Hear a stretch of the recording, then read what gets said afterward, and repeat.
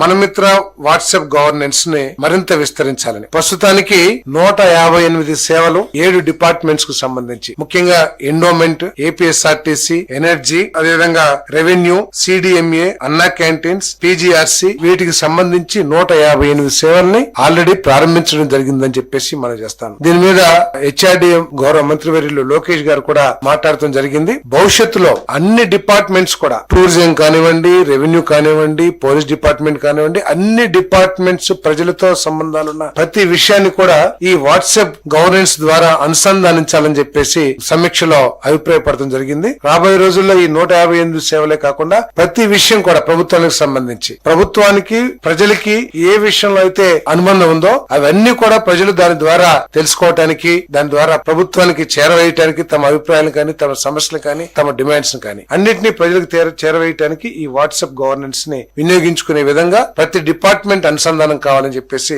స్పష్టంగా తెలియజేయడం జరిగిందని చెప్పేసి మనం చేస్తాం. అదేవిధంగా ఒక యాప్ తయారు చేసి ప్రజల అభిప్రాయాన్ని కూడా ఈ వాట్సాప్ ద్వారానే ప్రభుత్వానికి చేరవేసే విధంగా వాళ్ళ సంతృప్తి కానివ్వండి, వారి అసంతృప్తి కానివ్వండి అన్ని కూడా ఈ వాట్సాప్ యాప్ ద్వారా తెలియజేయటానికి కూడా తగు చర్యలు తీసుకోమని చెప్పేసి కోరటం జరిగింది. ఎంత మైన్యూట్ గా ముఖ్యమంత్రి గారు లోకేష్ గారు చర్చించారంటే ఆఖరికి ఆర్టీసీలో సీట్స్ బుకింగే కాకుండా బస్సు ఎక్కడుంది, ఏ సమయానికి ఏ గ్రామంలో ఉంది అవన్నీ కూడా తెలుసుకోవటానికి మరి ఈ వాట్సాప్ గవర్నెన్స్, అదేవిధంగా సర్టిఫికేట్ సంబంధించి ప్రతి సర్టిఫికేట్ కూడా అంటే అథారిటేటివ్ గా వచ్చే విధంగా తగు చర్యలు తీసుకోవాల్సిందిగా అన్ని డిపార్ట్మెంట్స్ కూడా ఆదేశించడం జరిగిందని చెప్పేసి నేను మనవి చేస్తాను. అంతేకాకుండా వాయిస్ ఎనేబుల్డ్ సేవలను కూడా అభివృద్ధి చేయాలని సూచించడం జరిగింది. ఇదంతా కూడా అంటే చాలా మంది గ్రామాల్లో వారికి వాట్సాప్ యాప్ ని వాడతాం కానీ లేకపోతే ప్రభుత్వం డెవలప్ చేసిన యాప్ ని వాడతాం రాకపోతే వాయిస్ ఎనేబుల్డ్ సేవలను కూడా అభివృద్ధి చేయాలని చెప్పేసి ముఖ్యమంత్రి గారు సూచించడం జరిగిందని చెప్పేసి మనం చేస్తా ఉన్నాను. ఫిర్యాదుల పరిష్కార వ్యవస్థ పనితీరుపై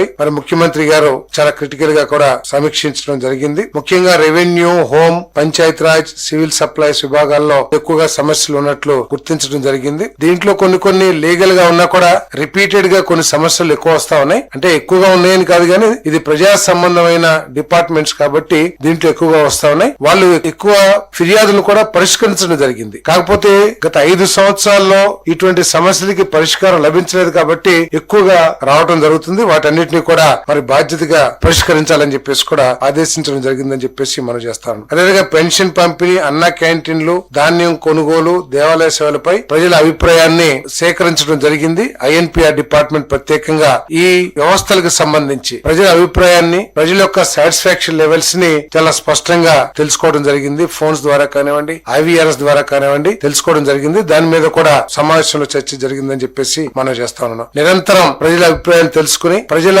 అభిప్రాయాలకి కారణాలు ఏమిటో, అంటే వాళ్ళు ఏదన్నా సాటిస్ఫాక్షన్ గా లేకపోతే వాటికి కారణాలు ఏమిటో, ఆ కారణాలకు ముందు పునరావృతం కాకుండా ఉండే ఏ విధంగా చర్యలు తీసుకోవాలో ఆ డిపార్ట్మెంట్స్ కూడా మరి కృషి చేయాలని చెప్పేసి కూడా స్పష్టంగా తెలియజేయడం జరిగిందని చెప్పేసి మనం చేస్తాను. ముఖ్యంగా పెన్షన్లు ఇచ్చేటప్పుడు పెన్షన్లు ఇచ్చే అధికారులు గాని ఎవరైతే సిబ్బంది ఉన్నారో వాళ్ళ వ్యవహార తీరు ఏ విధంగా ఉంది, వాళ్ళు పెన్షన్ లబ్ధిదారులతో ఏ విధంగా ప్రవర్తిస్తా ఉన్నారు, వాటన్నిటి మీద కూడా మరి క్షుణ్ణంగా పరిశీలించాలని చెప్పేసి కూడా ఆదేశాలు ఇవ్వడం జరిగిందని చెప్పేసి నేను మనవి చేస్తాను. స్వర్ణాంధ్ర 2047 విజన్ అనుసరించి 15% గ్రోత్ రేట్ ని సాధించడానికి పర్ క్యాపిటల్ ఇన్కమ్ $42,000 ని అచీవ్ కావడానికి ఏ విధంగా మన డిపార్ట్మెంట్స్ ని మెరుగుపరుచుకోవాలో దాని మీద బలంగా ఆలోచించాలి. ఆ విధంగా పనితీరును మార్చుకోవాలని చెప్పేసి కూడా మరి అదే లక్ష్యంగా పనిచేయాలని చెప్పేసి కూడా స్పష్టం చేయడం జరిగిందని చెప్పేసి మనం చేస్తాను. మరి 2047 నాటికి ఆంధ్రప్రదేశ్ జిఎస్టిబి $2.4 ట్రిలియన్ ఆర్థిక వ్యవస్థగా మార్చాలని, తలసరి ఆదాయం $42,000 పెంచాలని లక్ష్యం, 25-26 బడ్జెట్ ని